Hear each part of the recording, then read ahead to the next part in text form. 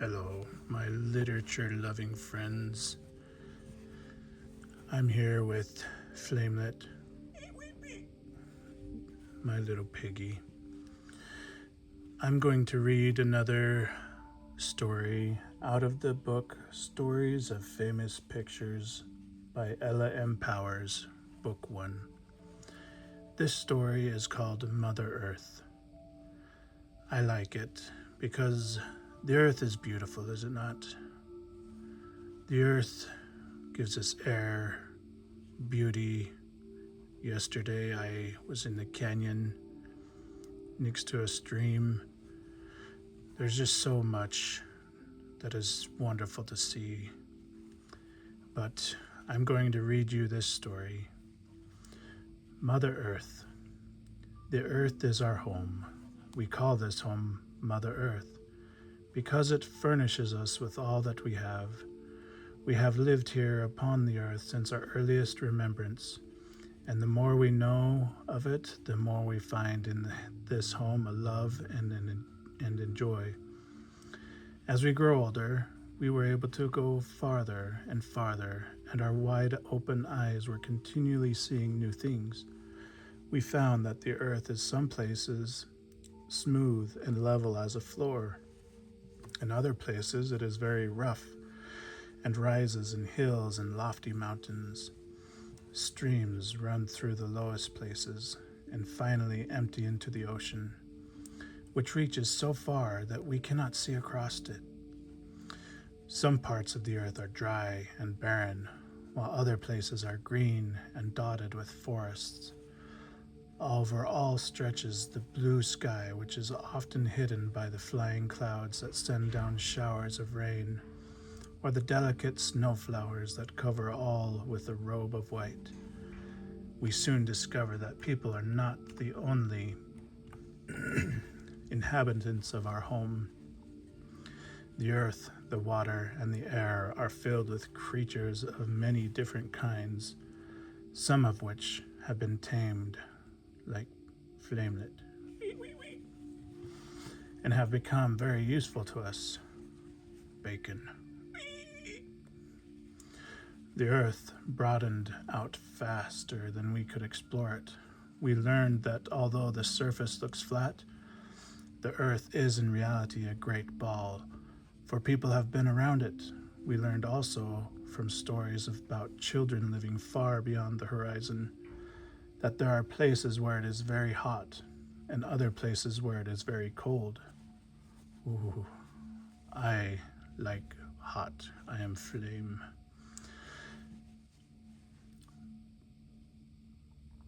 And that each place has its own kind of animals and plants, many of which are unlike any of those where we live. We longed to travel over the earth and see the strange things that it contains, but this was impossible, so we had to be content with reading about most of them. We explored the country about our home and made the discovery that it was little world in itself, with almost as much to see and learn as we would have found in the great world.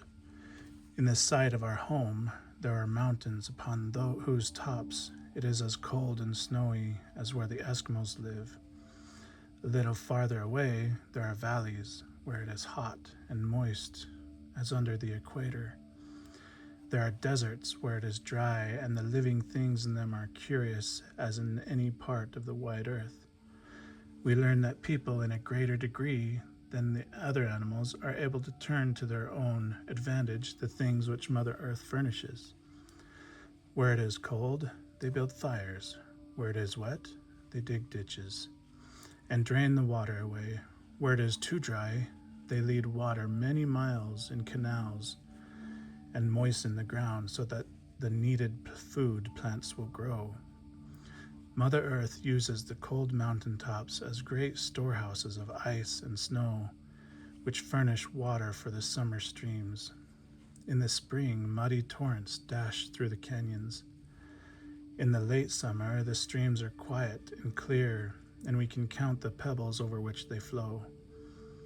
In some places, they plunge over great walls of rock, and in other places, they flow quietly under drooping willows. From the top of the mountains, we can see that not all parts of our country are filled with running streams and green plants.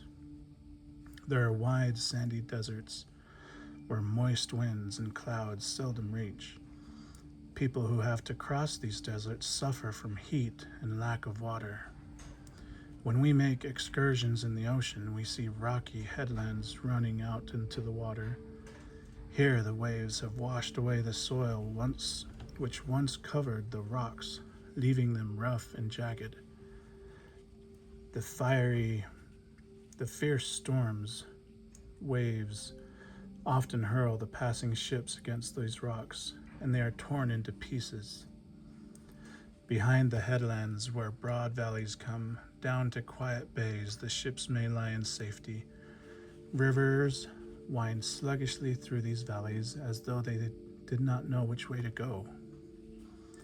We find that no matter how rich the soil of the valleys may be, nothing will grow unless supplied with water.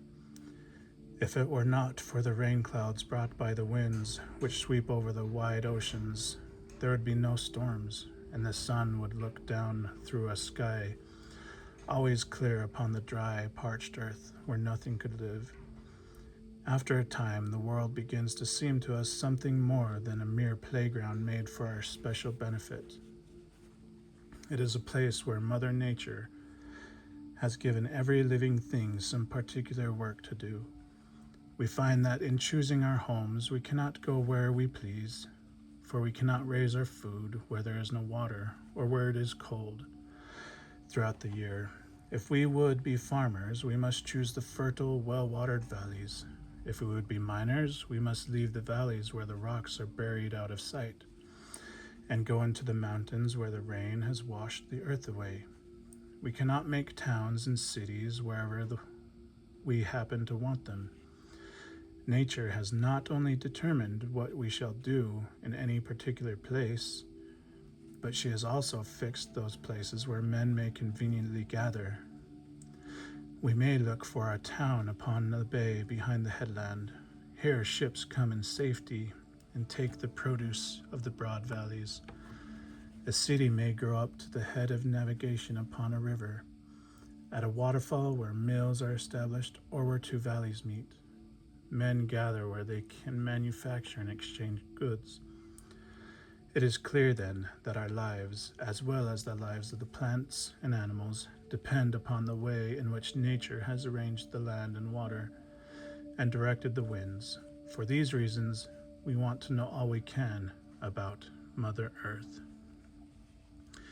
Thank you, dear friends, for joining me. Piglet, not Piglet. Why did I call him Piglet? Flamelet. Wee wee. Do you love Mother Earth? Wee wee wee. Yes. Well, I hope we can all cherish Mother Earth. Goodbye, friends. Until next time, I am Gorlab, the Fluffy Flame.